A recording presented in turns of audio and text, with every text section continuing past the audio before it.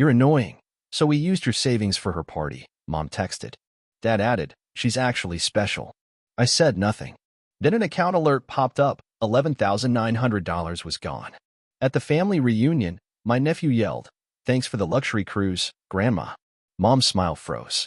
Dad looked away. I calmly pulled out my phone, froze the account, and revoked their access. The next day, a cake arrived at their door with a message. My phone buzzed. A text from Mom. You're annoying. So we used your savings for her party. Another one immediately followed. Dad, she's actually special.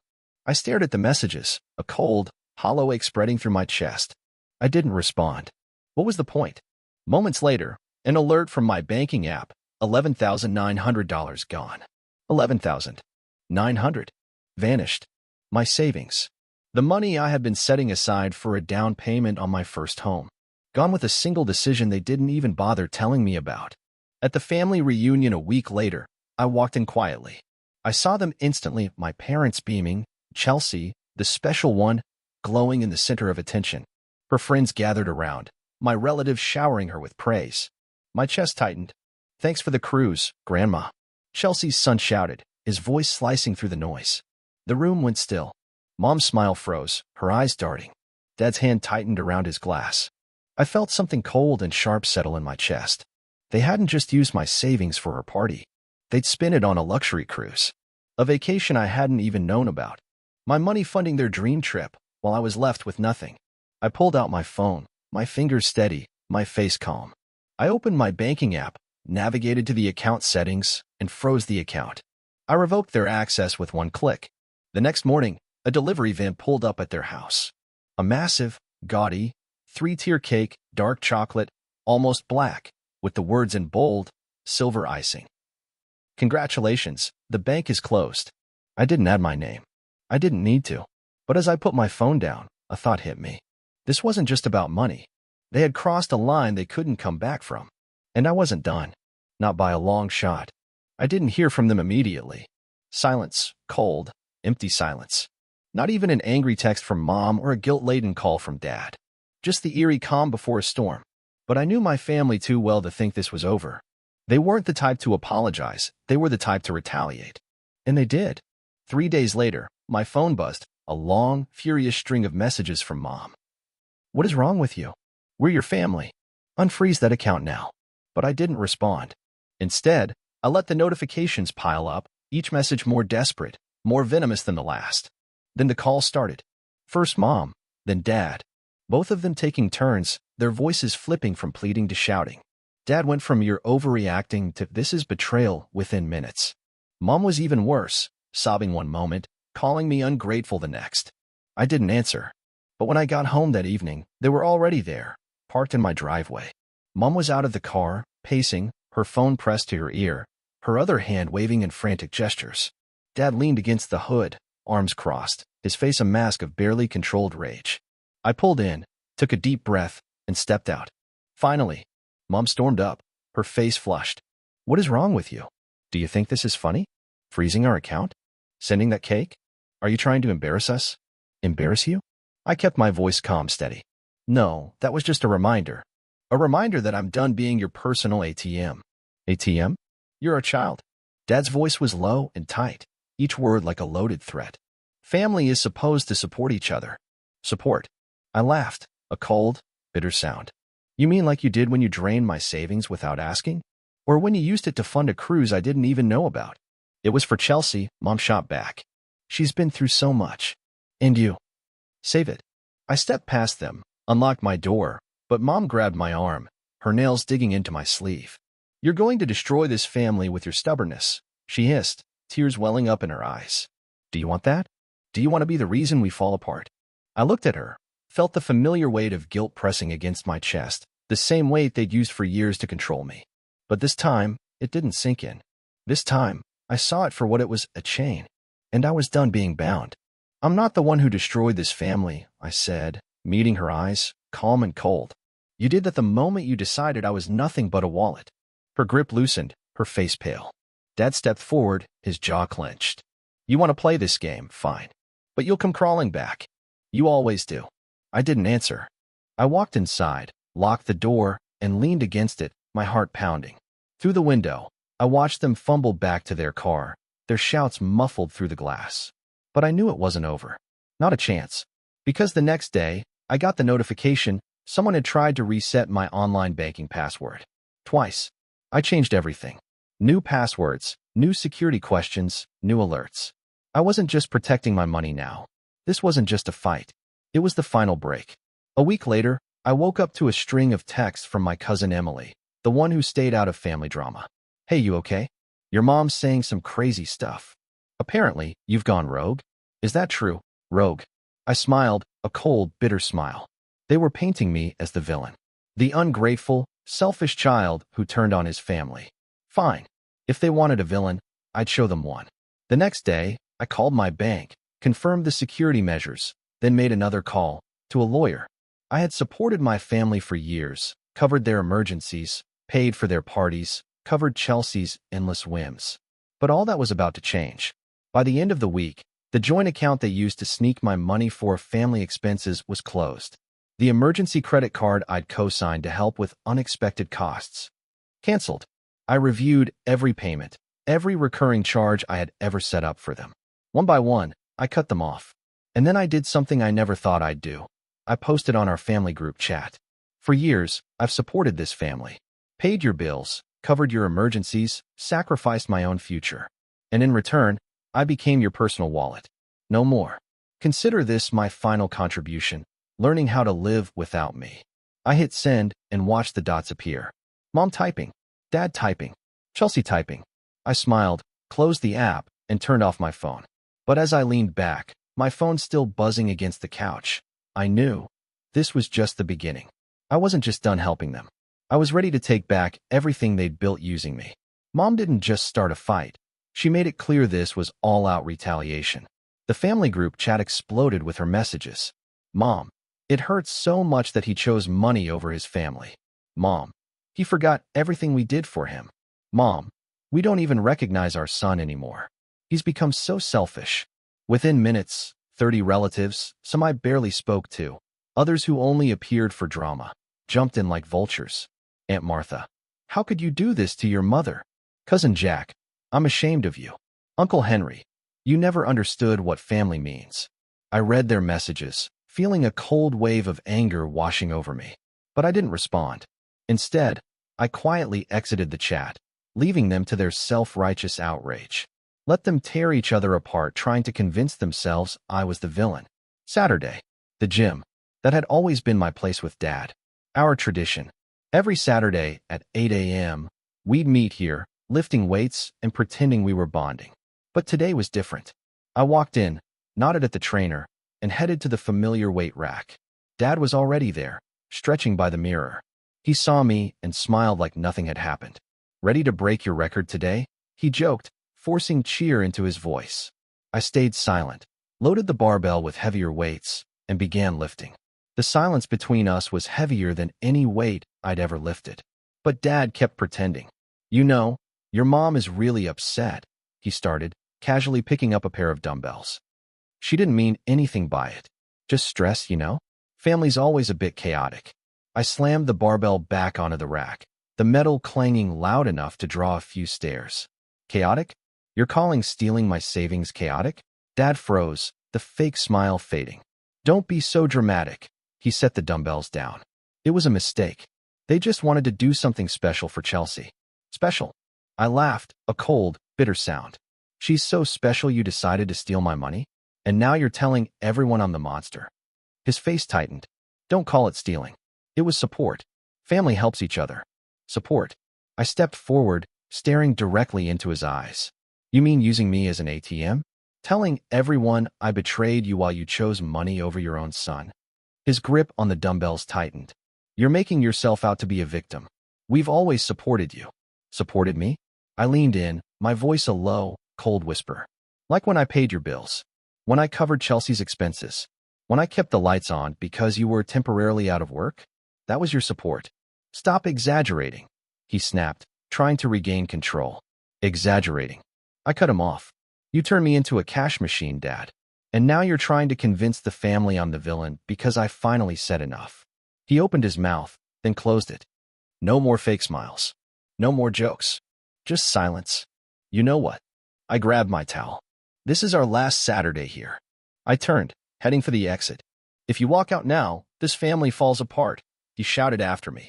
I paused, not looking back. I already lost my family. But you lost something more. Your ability to use me. And with that, I left him standing there, a lost figure among the weights he always thought made him strong. A week later, my cousin's wedding. I wasn't planning to go. But then I realized they were counting on me to stay away, to hide. No, that was their script. But now I was writing my own. I arrived late, just as the music swelled and laughter echoed through the hall.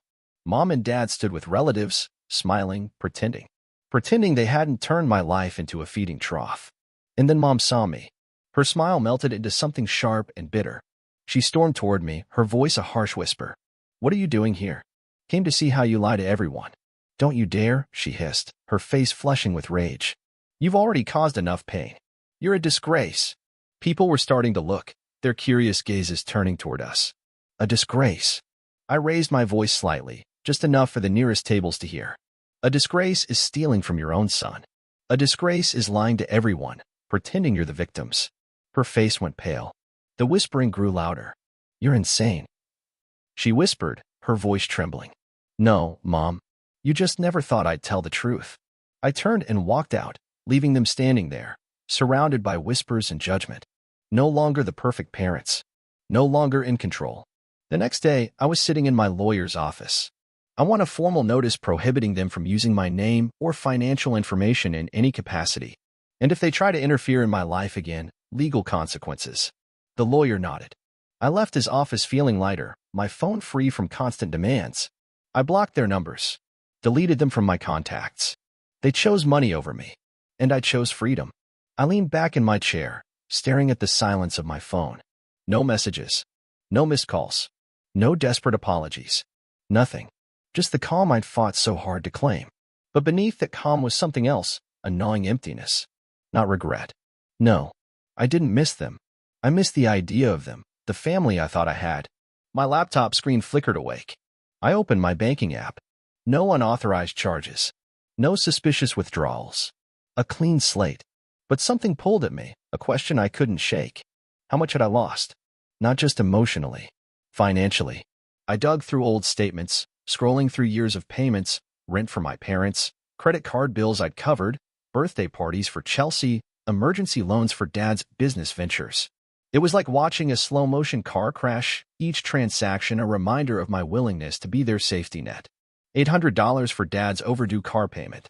$2,300 for Chelsea's dream vacation. $1,200 for Mom's surprise spa day. $5,000 for the family reunion I never got thanked for. The numbers piled up, each one a scar.